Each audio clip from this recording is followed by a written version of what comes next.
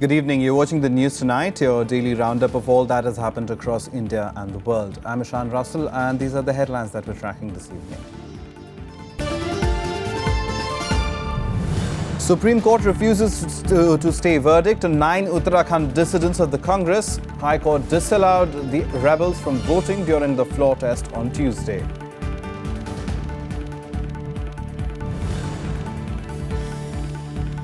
The Congress demands apology from the Prime Minister on his reference to Sonia Gandhi in the Augusta Westland case during a campaign speech. Rajya Sabha adjourned over repeated protests.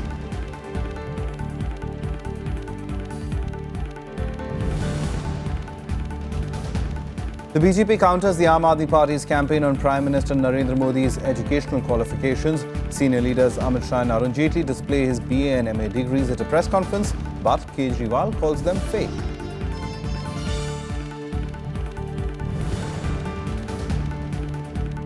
And North Korea expels detained BBC journalist, claims he insulted the dignity of the authoritarian country while reporting on the party congress that he had been invited to. Our top story this evening, the opposition Congress sought to corner Prime Minister Narendra Modi in the Rajya Sabha on Monday and demanded his apology for allegedly using the Augusta Westland row as an election instrument. The Congress also pressed for Prime Minister's statement in Parliament over the issue. Now, the government refuted the allegations and called the Congress's protest a diversionary ploy. As the Congress escalated the offensive against the government, proceedings at the House were disrupted, leading to several adjournments through the day. The Augusta Westland row resonated in the Rajya Sabha on Monday, triggering protests by the Congress members. Leader of Opposition Ghulam Nabi Azad and Deputy Leader of Congress in the House Anand Sharma led the charge against the Prime Minister.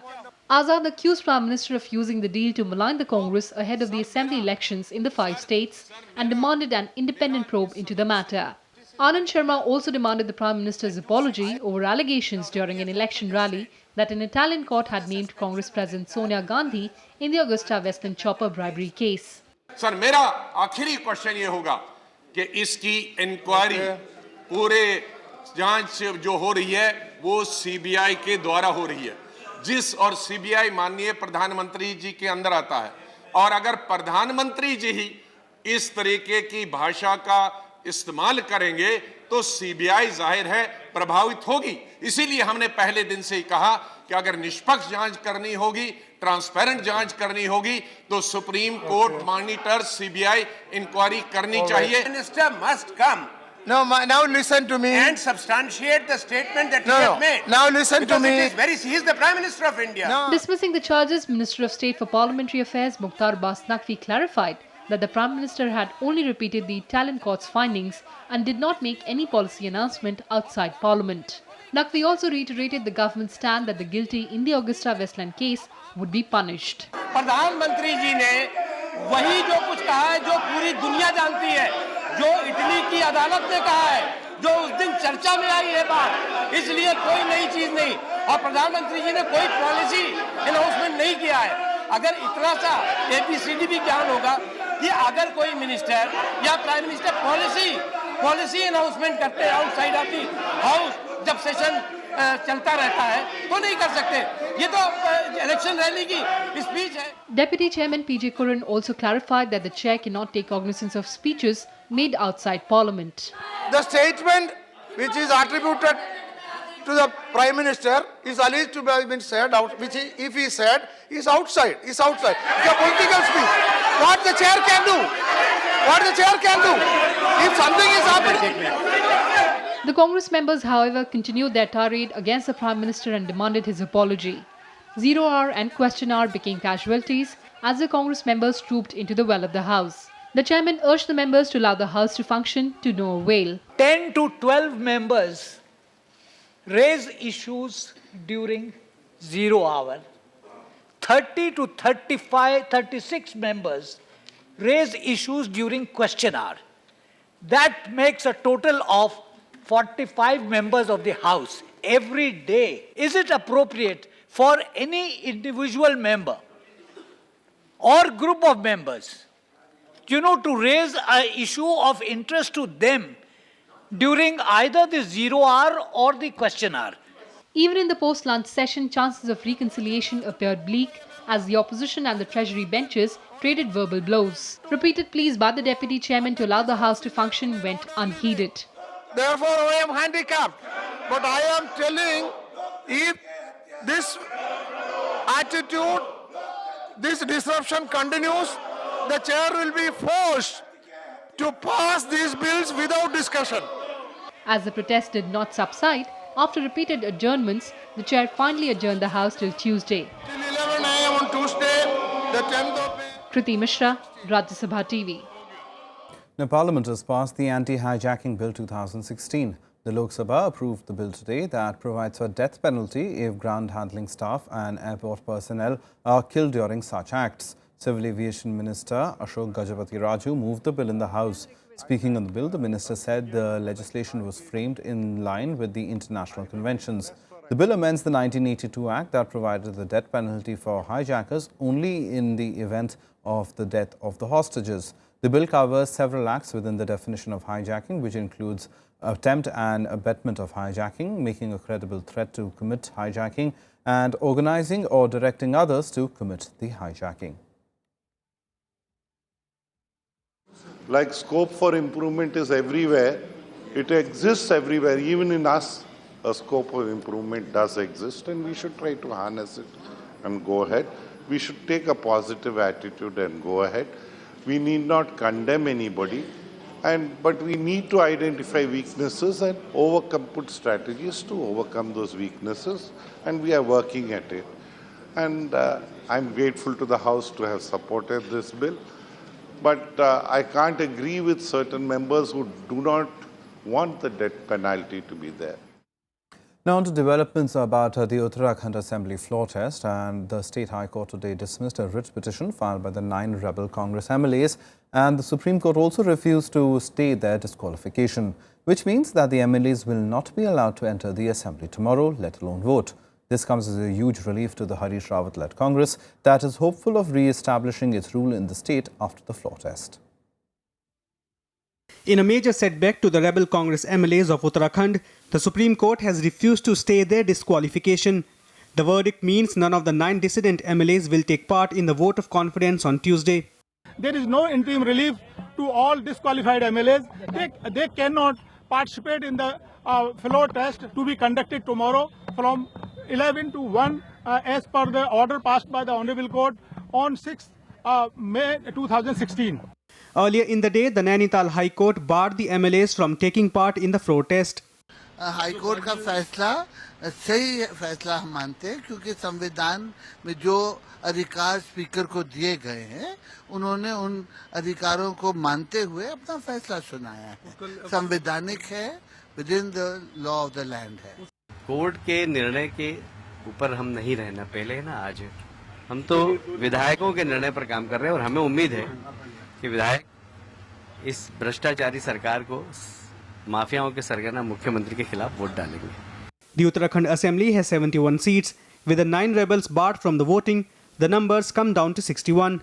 That means former Chief Minister Harish Rawat will have to prove the support of 31 lawmakers in Tuesday's trust vote. हमारे साथ न्याय होगा, इसका हमको पूरा भरोसा है, और आज भी न्याय हुआ है, आगे भी न्याय होगा, और कल भी हमको न्याय मिलेगा, इसका मुझे पूरा भरोसा है। विधानसभा के पटल से भी हमको न्याय मिलेगा। मुझे आज, मैं तो चाहता हूं कि विधानसभा भंग हो, क्योंकि बहुत, अगर हम 9 लोग सदस्य नहीं रह गए तो 62 की स्ट्रेंथ है, बीजेपी 28 और कांग्रेस 27 है, तो 2-3-4 वोट के मार्जिन पे कोई सरकार कैसे स्थायी सरकार चलेगी? तो राज्यपाल का अधिकार है, सर विधानसभा भंग होनी चाहिए और चुनाव होने चाहिए। The centre charged the Congress with playing cheap politics to remain in power in Uttarakhand. नया मॉडल शुरू हो गया। You disqualify your opponents, you disqualify dissent, and then qualify to have majority. एक नया लोकतंत्र है, कांग्रेस का नया लोकतंत्र है। The Supreme Court had on Friday ordered a floor test to be conducted in the Uttarakhand Assembly on May 10th. Rawat was Chief Minister of Uttarakhand till the BJP-led centre imposed President's rule in the state on 27th of March. Bureau Report, Rajya Sabha TV. Now back in the national capital, senior BJP leaders displayed Prime Minister Narendra Modi's college degrees at a press conference in New Delhi. Party President Amit Shah also demanded a public apology from Delhi Chief Minister Arvind Kejriwal for questioning the Prime Minister on the issue. The Aam Aadmi Party, however, called the degrees fake. Here are the details. The BJP on Monday countered the Aam Aadmi Party's charges on the educational qualifications of Prime Minister Narendra Modi. At a press conference in Delhi, BJP leaders Amit Shah and Arun Jaitley revealed 2 degrees to show that Modi had secured a BA from the Delhi University and MA from the Gujarat University. They also criticized Kejriwal for dragging down the level of public discourse. मांग करता हूं कि केजरीवाल जी ने देश और दुनिया की दोनों की माफी मांगनी चाहिए। जब आपके पास कोई पुख्ता सबूत नहीं थे कि डिग्री आप फर्जी हैं, तो इतना बड़ा सवाल आपने कैसे खड़ा कर दिया?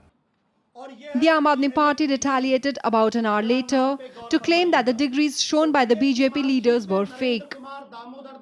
आम आदमी पार्टी आपके माध्यम से देश की जनता को ये सूचित करना चाहती है कि जो डिग्री दिखाई गई है वो डिग्री फर्जी है, फोर्ज्ड है। तो बीए की मार्कशीट में नरेंद्र कुमार दामोदर दास मोदी का नाम एमए में बदल के हो जाता है Narendra Damodar Das Modi. Opposition parties also sought an explanation from the Prime Minister. The president of the BJP party, the finance minister, took so long to clarify. And Honorable Prime Minister doesn't tweet on this. एक कह रहे कि सही है, दूसरा कह रहे कि ये फर्जी है, तो इस पे जांच कराइए। प्रधानमंत्री के डिग्री के ऊपर जांच हो फिर। Delhi Chief Minister Kejriwal had accused Prime Minister Modi of hiding facts about his Delhi University bachelor's degree. He had also urged the Delhi University Vice Chancellor to make the degree public. Bureau Report, Rajya Sabha TV. The Supreme Court today ended its hearing on the NEET issue on the state government's petition to hold separate exams. The court reserved its verdict on whether states should be allowed to conduct their medical entrance test for admission to MBBS and BDS.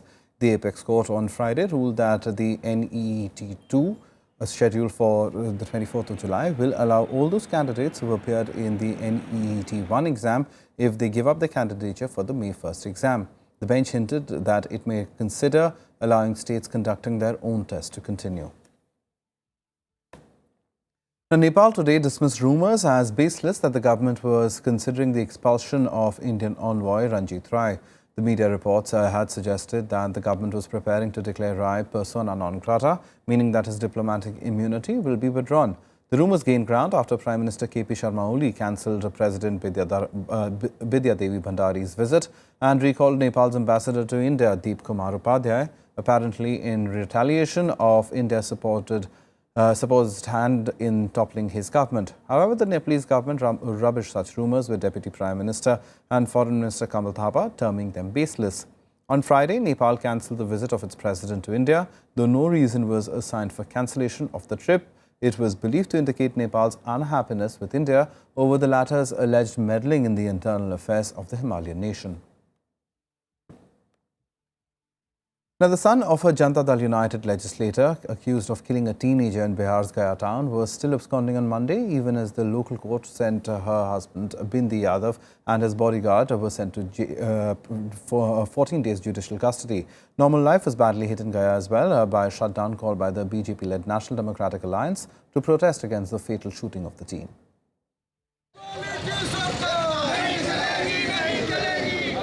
Gaya came to a halt on Monday after the instance of extreme road rage in which the son of a JDU MLC shot dead a student.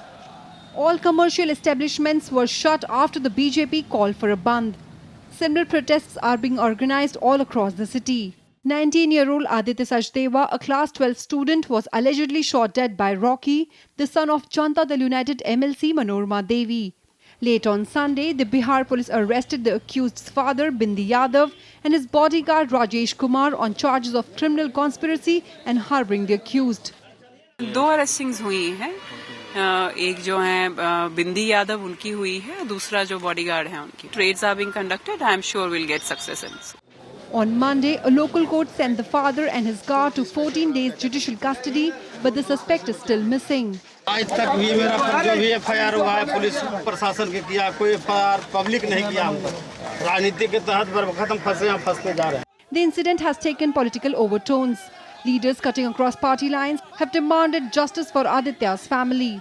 ये नई सरकार बनी है, 2 साल में 2 करोड़ से ज्यादा लोगों को नौकरी दी गई है. 2 साल में 2 करोड़ से ज्यादा लोगों को नौकरी दी गई है. 1 crore 60 lakh ये नई सरकार बनी है, अपराधी बेखौफ हो गए हैं और राजनीतिक अपराधी सुपर बेखौफ हो गए हैं। उनको लगता है कि मुरसैया कोतवाल तो डर काहे को, उन्हें लगता है कि मेरी सरकार है।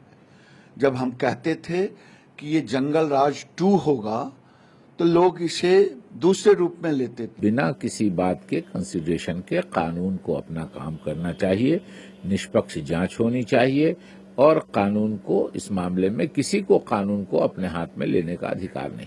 This is very serious, more particularly because those who are related with this incident are relations of some members of Legislative Council, and therefore it assumes greater significance. I think the Chief Minister will personally look into it and ensure that such instances don't take place. Facing criticism over the road rage case, Chief Minister Nitish Kumar said the law will take its course and the guilty won't be spared. Deputy Chief Minister Tejasvi Yadav also said action will be taken against anyone found guilty. चाहे कितना भी बड़ा व्यक्ति हो, उस पर सख्त से सख्त कार्रवाई हम लोग करेंगे और ऐसा नहीं है कि पहले नहीं हुआ है। पहले भी आपने देखा है ऐसे अगर मामले आए हैं, अगर कोई निप्त पाया गया है आपराधिक षड्यंत्र में या किसी भी तरह का, तो उस पर सख्त से सख्त हमारी सरकार ने कार्रवाई करने का काम किया, किसी को बख्शने का काम नहीं किया। The shocking incident has once again highlighted the worsening law and order situation in the state, with the opposition alleging that Jungle Raj is back in the state. Bureau Report, Rajya Sabha Television. Some more national news updates now in Nationwide. A delegation of top Congress leaders today met Home Minister Rajnath Singh and asked him to increase security for Rahul Gandhi in the wake of an alleged threat to his life. The threat was reportedly given in an unsigned letter written in Tamil and posted in Puducherry on the 4th of May. The Supreme Court on Monday observed that the ban on registration of diesel vehicles above 2000cc will continue in Delhi until further orders. The apex court also indicated that all diesel cars, depending on their price and engine capacity, must pay a one-time environment cess. Heavy rainfall in Tehrali Tehsil of Uttarakhand's Chamoli district has caused widespread chaos and damage across the region. At least 6 vehicles parked on the road got buried under the debris. There were no reports of casualties, however. Rescue and relief operations have been slow due to the continuous rain.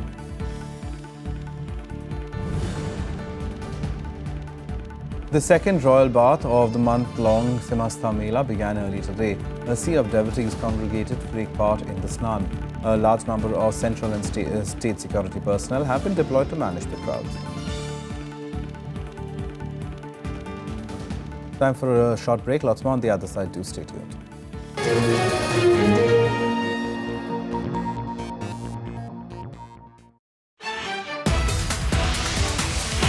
Hello and welcome to India's World. More balanced Asia, which is inclusive and which is not under the hegemonic domination of any single country. So long as the American troops are there in Afghanistan, the relationship with Pakistan has to be maintained. Otherwise, those Americans can be sitting ducks as well. There is a difference between the Obama presidency and the Bush presidency, and a lot of it is related to the personal vision of the two presidents, both domestic and foreign. So, therefore, yes, if Donald Trump becomes president, there will be changes. Watch experts discuss the issue in India's World on Rajya Sabha Television.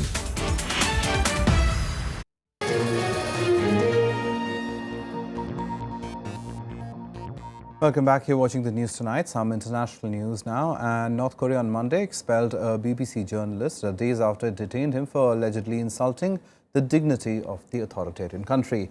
Rupert Wingfield Hayes, a producer and a cameraman, are on their way home now after being questioned for 8 hours by North Korean officials and made to sign an apology statement. He's also been told to never return to the reclusive state. Here are more details.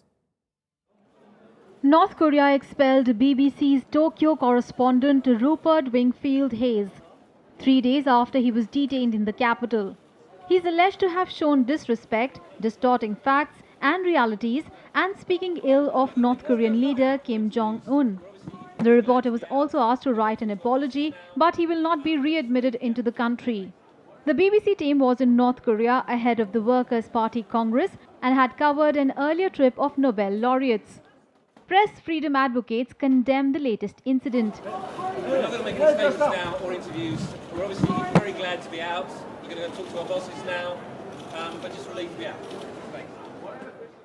The developments came on the third day of the Workers' Party Congress in Pyongyang. It is the first such event in the country for 36 years. Apart from party workers, more than 100 international reporters are in the country, although they have been prevented from actually covering the proceedings. On Sunday, leader Kim Jong-un declared he would not use nuclear weapons unless his country's sovereignty is threatened. However, China played down his pledge, claiming that his pursuit of atomic arms was dangerous. 我们对半岛核问题的立场已经重复多次，没有变化。我想说，实现朝鲜半岛无核化，维护半岛和平稳定，那么通过谈判， 결코 핵 보유국으로 인정하지 않는다는 것은 우리와 국제사회의 일관된 입장입니다. 정부는 강력한 제재와 압박을 통해서 북한이 핵을 포기하도록 계속 노력해 나갈 것입니다. The political gathering formally endorsed Kim's policy of expanding the country's nuclear arsenal. Although the leader claimed it would not use the weapons unless attacked and will work for global denuclearization, the international community and the United Nations have long demanded an end to the North's nuclear and missile programs. Bureau Report, Rajya Sabha TV. Some more international news now in Global Buzz.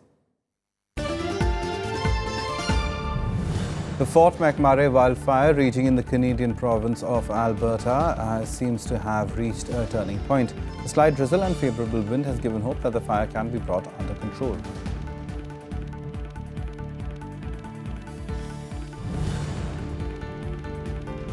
"71-year-old Philippine mayor of southern Davao City, Rodrigo Duterte, took a commanding lead as unofficial presidential election results poured in on Monday. A rolling ballot count by an election commission accredited watchdog showed about 40% votes in his favour. Close to 55 million voters cast their ballot in Philippines' presidential election this time.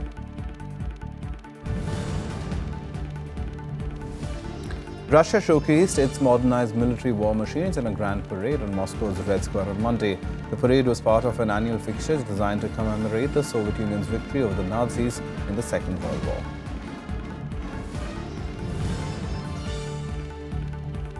Seven suspects are going on trial in Belgium on charges of having links to Islamist militants who attacked Paris and Brussels. Prosecutors believe the group was run by Abdelhamid Aboud, a ringleader of the 13 November attacks in Paris, who was killed in a shootout. 16 suspects have been charged, 9 are still at large. 8 plainclothes policemen in Egypt were shot dead on the outskirts of capital Cairo yesterday. 4 gunmen in a truck sprayed the police vehicle with bullets from automatic weapons. Militant affiliated to the Islamic State who operate in the Sinai Peninsula say they carried out the attack. Some sports news now, and Michel Platini will not resume his reign as UEFA president despite the Court of Arbitration for Sport reducing his 6-year ban from football to 4 years. Platini said he will resign from his position as the result of the decision, but announced that he will continue his battle to clear his name from the disloyal payment case that also includes former FIFA president Sepp Blatter. UEFA President Michel Platini will resign from European football's governing body after failing to overturn a 6-year ban in a disloyal payment case. The Court of Arbitration for Sport, however, reduced his ban to 4 years. Platini and former FIFA president Sepp Blatter were found guilty of ethics breaches over a $2 million disloyal payment in 2011, but both men deny any wrongdoing. The CAS determined that Michel Platini has breached the FIFA Code of Ethics as he obtained an undue advantage and was guilty of a conflict of interest. The CAS arbitrators considered, however, that the suspension imposed by FIFA was too severe and decided to reduce it to 4 years, which corresponds to the duration of a presidential term. Platini had taken his case to CAS, but the panel said it was not convinced by the legitimacy of the payment. Platini, who was elected unopposed for a third 4-year UEFA term in 2015, said he will continue his battle to clear his name. The 60-year-old can appeal this decision to the Swiss Federal Court, but the latter cannot make any new ruling on the merits of the case. An appeal is possible for limited grounds, like the violation of the right to be heard or incorrect constitution of the arbitral panel, but the fellow tribunal cannot review the decision on the merits. It means that the factual elements which will be in the decision may not be reviewed at all by the fellow tribunal. Blatter and Platini were handed an 8-year ban from all football-related activities initially, but FIFA's appeal panel cut 2 years off their sanctions as reward for their long service to the sport. With Platini stepping down, UEFA will have to look for his replacement in the executive committee meet next week in Basel, Switzerland. Bureau Report, Rajya Sabha TV. Some more sports action now on Sportsbeat. Indian Test skipper Virat Kohli has suggested former New Zealand skipper Daniel Vettori's name as coach for Team India. Vettori is at present the coach of Kohli's Indian Premier League side, Royal Challengers Bangalore. The BCCI is yet to reveal its preference for a mentor for the national side.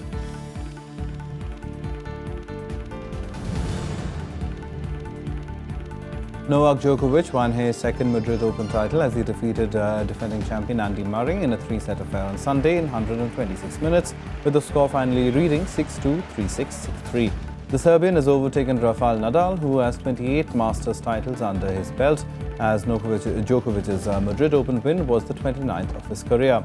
It was his 64th overall title that brings him level alongside legends of the game like Bjorn Borg and Pete Sampras.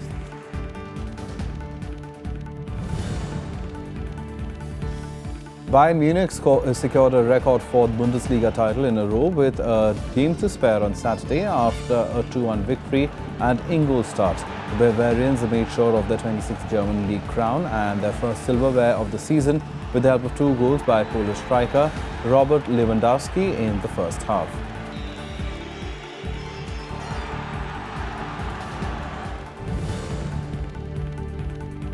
A whistleblower has alleged that undercover Russian intelligence agents posed as anti-doping staff to cover up with cheating at the Sochi 2014 Winter Olympics. Former Russian anti-doping agency workers Vitaly Stepanov made the claims that he was told of a cover-up by Grigory Rodchenkov, the former head of Moscow's anti-doping laboratory. Russian Sports Minister Vitaly Mutko dismissed the allegation as speculation.